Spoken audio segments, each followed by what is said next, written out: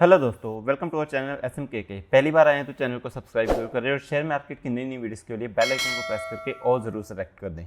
तो दोस्तों, जैसे कि सबको पता है कि रिजल्ट का सीजन चल रहा है और इसी की वजह से काफ़ी स्टॉक्स चर्चा में बने हुए हैं। काफ़ी स्टॉक्स पे लोगों की नज़र रहती है और एक ऐसा स्टॉक है जोमेटो, जिस पे कल सबकी नज़र रहेगी। जोमेटो का रिजल्ट आज आने वाला था और मार्केट क्लोज होने के बाद रिजल्ट आया है। तो आज के दिन की जो गिरावट थी 3.44% की, उसका रिजल्ट से कोई लेना देना नहीं है। वैसे भी आज पूरी मार्केट ही डाउन थी। तो दोस्तों, कल असली रिएक्शन पता चलेगा स्टॉक का कि इसके नंबर्स ने कैसा इम्पैक्ट डाला है मार्केट में। जोमेटो का रिजल्ट देख लेते हैं। तो दोस्तों, जोमेटो का Q2 रिजल्ट आ चुका है और कंपनी ने कितना प्रॉफिट रिपोर्ट किया है। ईयर ऑन ईयर में 389% का कंसोलिडेटेड नेट प्रॉफिट रिकॉर्ड किया है, जो कि बहुत ही अच्छी बात है। जो पिछले साल था वो प्रॉफिट कितना था, 36 करोड़, और अभी बढ़ के 176 करोड़ हो गया है। नेट प्रॉफिट बहुत ही अच्छा है। हालांकि अगर क्वार्टर ऑन क्वार्टर कंपेयर किया जाए तो नेट प्रॉफिट थोड़ा सा डाउन आया है, लेकिन ईयर ऑन ईयर काफ़ी अच्छा है। तो हो सकता है कि मार्केट इसको कल अच्छा वेलकम करे और जोमेटो का स्टॉक हमें काफ़ी ऊपर जाता हुआ दिखे। लेकिन काफ़ी कुछ डिपेंड करता है कि ओवरऑल मार्केट कैसी चल रही है। अगर ओवरऑल मार्केट गिर रही होगी तो हो सकता है जोमेटो का स्टॉक भी नीचे आ जाए। लेकिन बहुत अच्छा रिजल्ट आया अगर ईयर ऑन ईयर कंपेयर किया जाए, लेकिन क्वार्टर ऑन क्वार्टर कंपेयर किया जाए तो हल्का सा डाउन नजर आ रहा है। नेक्स्ट हम बात करते हैं मैज़गन डॉकशिप बिल्डर्स की, जिसकी आज बहुत ही इंपॉर्टेंट अनाउंसमेंट होने वाली थी और ये उससे पहले आज 10% की गिरावट हो गई, क्योंकि कंपनी पिछले 5 दिन में अच्छी खासी भागी थी। अगर देखो तो ये देखिए लगभग 12-13% भाग गई थी, लेकिन उसके बाद आज के दिन इसमें 10% की अच्छी खासी गिरावट हुई। और जो न्यूज़ थी वो ये थी कि क्या कंपनी स्प्लिट अनाउंस करेगी या नहीं, अगर करेगी तो उसका रेशो क्या होगा। तो दोस्तों, कंपनी ने स्प्लिट अनाउंस कर दिया है 1:2 रेशो का, यानी कि एक के बदले 2 शेयर मिल जाएंगे आपको। जो कि फेस वैल्यू पहले 10 थी वो 5 हो जाएगी।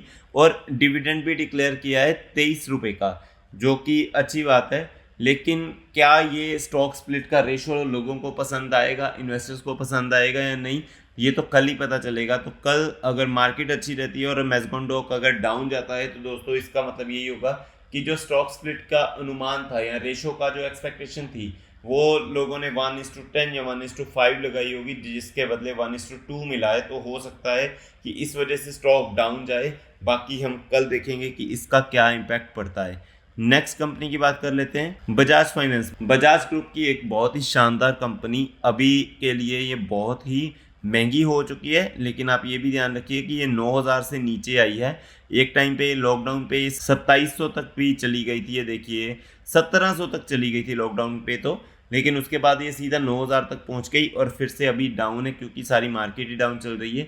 इसका रिजल्ट आया वो देख लेते हैं। तो बजाज फाइनेंस का नेट प्रॉफिट जो है वो 80% ऊपर हो गया है और AUM भी राइज किया है 29%।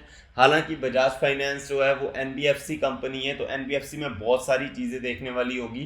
तो हम डिटेल्स में तो रिजल्ट में नहीं जा रहे, लेकिन नेट प्रॉफिट जो है वो अच्छा खासा बड़ा है। लेकिन दोस्तों, बजाज फाइनेंस से ऐसी उम्मीद नहीं रखनी चाहिए कि एक ही दिन में 10-15% ऊपर चला जाए, क्योंकि ये बहुत ही बड़ा स्टॉक है। अगर इसका मार्केट कैप देखोगे तो ये देखिए 4.13 लाख करोड़ का मार्केट कैप है। बहुत ही स्लो चलने वाला स्टॉक है। हालांकि ऊपर गया लॉकडाउन के बाद तो काफ़ी अच्छा ऊपर गया, लेकिन उसके बाद से काफ़ी स्लो चल रहा है। अगर एक साल में देखोगे तो ये ऊपर नीचे 14% डाउन ही है। तो दोस्तों, बहुत बड़ी एक्सपेक्टेशन नहीं रखनी चाहिए, लेकिन जो प्रॉफिट आया है वो एक पॉजिटिव साइन है बजाज फाइनेंस के लिए। और अभी ये 3 अच्छे जो स्टॉक्स थे उनका रिजल्ट आ जाए, लेकिन कल के दिन बहुत ही अच्छे अच्छे स्टॉक्स का रिजल्ट आने वाला है। तो वो देख लेते हैं कौन कौन से हैं। बजाज ग्रुप की एक और कंपनी बजाज फिनसर्व। तो बजाज फाइनेंस में भी अगर आप होल्डिंग देखोगे तो बजाज फिनसर्व की ही होती है। तो इसका कल रिजल्ट आने वाला है। और बजाज फिनसर्व एक टाइम पे ये भी लॉकडाउन में जो 4,000 तक आ गया था, अब आप सोचोगे कि अभी 1700 पे है, तो इसका मतलब ये तो काफ़ी बुरी तरह गिरा। जी नहीं दोस्तों, ये 4,000 से 17,000 तक पहुंच गया था। उसके बाद इसमें 1:10 का स्प्लिट हुआ, उसके बाद ये 1700 पे आया है। और अगर एक साल की परफॉर्मेंस देखो तो ये भी कुछ ज़्यादा बढ़िया नहीं है, 7% की रिटर्न है। लेकिन 5 साल में अगर देखोगे तो ठीक है, ये वेबसाइट पे अभी पूरा क्लियर नहीं हुआ है, क्योंकि इन्होंने देखो ये 4,000 से नीचे ही इसको कर दिया, लेकिन जो स्प्लिट मिला था वो यहाँ पे नहीं दिखाया गया। लेकिन इसकी रिटर्न बहुत ही अच्छी ओवरऑल अगर देखा जाए। 1265% की रिटर्न जो ये दिखा रहे हैं, इससे कई गुना ज़्यादा रिटर्न दे चुका है बजाज फिनसर्व, तो कल इस पे नजरें रहेंगी। नेक्स्ट बजाज की एक और company Bajaj holding and investment, ये भी काफ़ी महंगी कंपनी है, तो इसका भी कल रिजल्ट आने वाला है। ये भी एक लार्ज कैप कंपनी है, अगर मार्केट कैप देखोगे तो 1.14 लाख करोड़ का मार्केट कैप है, और इसका 52 वीक हाई कितना है, 11,350, तो ज़्यादा नीचे नहीं है अपने 52 वीक हाई से भी। तो दोस्तों कल इस पे भी काफ़ी नज़रें बनी रहेंगी। हालांकि रिजल्ट मार्केट क्लोज होने के बाद ही मोस्टली आता है, लेकिन इनमें हलचल देखने को मिल सकती है। नेक्स्ट स्टॉक है हिंदुस्तान यूनिलीवर। ये एफएमसीजी की बहुत ही बड़ी कंपनी है, नंबर 1 कंपनी है, बहुत ही स्लो चलने वाली कंपनी है, बहुत ही मुश्किल से 2700, 2800 और 52 वीक हाई देखोगे तो 3000 तक गई थी, लेकिन नीचे आते भी टाइम नहीं लगाया इसने, 5 ही दिन में काफ़ी नीचे आ गई। एक महीने की अगर परफॉर्मेंस देखो तो ये देखिए 11% नीचे आ गई है। एक महीने पहले ही अभी ये 3000 तक पहुंची थी बहुत देर बाद। अगर इसकी एक साल की परफॉर्मेंस देखोगे तो 8% की रिटर्न है सिर्फ, और 5 साल की देखोगे तो सिर्फ 25% की रिटर्न। तो दोस्तों जो मैं बोलता हूँ कि लॉन्ग टर्म कंपनियां जो होती है वो 100% की रिटर्न बना के दे ही देती हैं, तो ऐसा ज़रूरी नहीं होता। अगर आप देखोगे तो हिंदुस्तान यूनिलीवर ने सिर्फ 25% की रिटर्न बना के दी है, तो ऐसे कोई घबराने वाली बात नहीं है। लेकिन HUL को ऊपर जाने के लिए कुछ एक्स्ट्राऑर्डिनरी काम करना पड़ेगा, क्योंकि काफ़ी टाइम से इसी प्राइस पे घूम रही है। देखिए 2800 के आसपास गया था 2021 में, उसके बाद नीचे आ गई, उसके बाद 3000 तक गया है 2024 में, तो 3 साल तक तो इसी प्राइस में घूम रही थी। 3 साल बाद ऊपर गया है तो फिर से ये वॉश शुरू हो गई और मार्केट नीचे आ गई, मार्केट में करेक्शन आ गई, तो ये फिर से नीचे आ गया। तो दोस्तों बहुत ही ज़्यादा स्लो चलने वाली कंपनी है। एक टाइम पे भागी थी तो बहुत अच्छा भागी थी, लेकिन अब काफ़ी स्लो चल रही है, तो कल के दिन इसके रिजल्ट पे भी नजरें रहेंगी। नेक्स्ट बात करते हैं KPIT टेक की। इसके रिजल्ट पे बहुत लोगों की नजरें होंगी, क्योंकि इस पे इतनी न्यूज़ बनती है, हर बार ब्रोकर्स बोलते हैं कि ये 50% 60% डाउन होना चाहिए, इसका रिजल्ट अच्छा नहीं आता, लेकिन KPIT टेक हर बार अपने रिजल्ट से लोगों का मुंह बंद करा देती है, अपने ब्रोकर्स का मुंह बंद करा देती है, और ऊपर बढ़ती ही जा रही है। अगर इसकी 5 साल की परफॉर्मेंस देखोगे तो 1647% के रिटर्न, हालांकि मिड कैप साइज की कंपनी है, लेकिन बहुत ही अच्छी रिटर्न दी इसने 5 साल में, तो इसके रिजल्ट पे बहुत सारी नजरें बनी रहेंगी। नेक्स्ट बात करते हैं नवीन फ्लोरिन।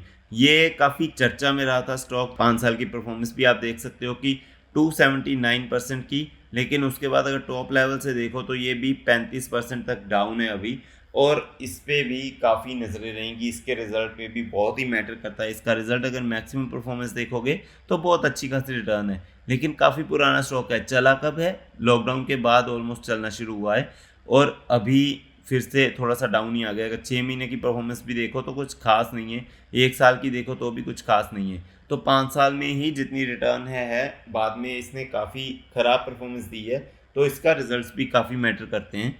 नेक्स्ट और लास्ट स्टॉक देख लेते हैं SBI life insurance. SBI life insurance बहुत अच्छी कंपनी है। SBI मतलब कि काफ़ी माना हुआ नाम है, टॉप की कंपनी है, उसकी ही एक सब्सिडरी है, और अगर देखा जाए तो 1 साल की परफॉर्मेंस 27%, 5 साल में देखा जाए तो 73%, जो कि अच्छी खासी है।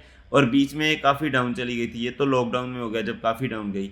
बीच में जब न्यू टैक्स रेजिम आया था तो उस टाइम पे भी बहुत डाउन चली गई थी, क्योंकि काफ़ी लोग क्या होता है कि इंश्योरेंस वगैरह इसीलिए कराते हैं कि उनको टैक्स बेनिफिट मिल जाए, लेकिन जब आया कि न्यू टैक्स रेजिम में इनका ये काउंट नहीं होगा तो काफ़ी इनको झटका लगा था, उस टाइम पे नीचे गई थी, लेकिन बाद में फिर इसने कवर अप कर लिया।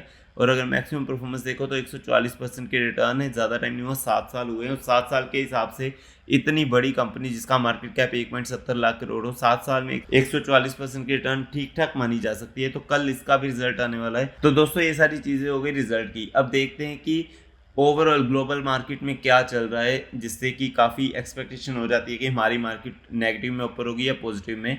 तो 2 चीज़ें देख लेते हैं। पहली तो देखते हैं डो जोन्स आज 0.21% ऊपर है। शुरुआत नीचे से ही हुई थी, नीचे गया, उसके बाद से ऊपर चला गया। हालांकि अभी तो काफ़ी टाइम तक मार्केट चलनी है, तो ऊपर नीचे काफ़ी हो सकता है। तो दोस्तों ये चीज़ देखने वाली रहेगी कि डो जोन्स एंड किस पे होता है। दूसरा हम देखते हैं क्रूड ऑयल का प्राइस आप देख सकते हो कि 2.9% और बढ़ गया है, फिर से 75.84 पे पहुंच गया। बहुत ही नीचे ये 72-73 तक आ गया था, लेकिन फिर से बढ़ता जा रहा है। तो दोस्तों ये थोड़ी चिंता वाली बात होती है कि क्रूड ऑयल का प्राइस बढ़ रहा है तो इंडियन मार्केट जो है वो नीचे आ रही है, और इंडियन मार्केट में वैसे भी बहुत सारी नेगेटिव चीज़ें चल रही है। तो देखते हैं कि कल के दिन हमारा निफ्टी कैसा परफॉर्म करेगा। तो दोस्तों मैं उम्मीद करता हूँ आपको ये वीडियो बहुत पसंद आई होगी। ऐसे ही स्टॉक मार्केट की नई वीडियोस के लिए चैनल को सब्सक्राइब जरूर करें और बेल आइकन को प्रेस करके ऑल ज़रूर सेलेक्ट करें। थैंक यू दोस्तों।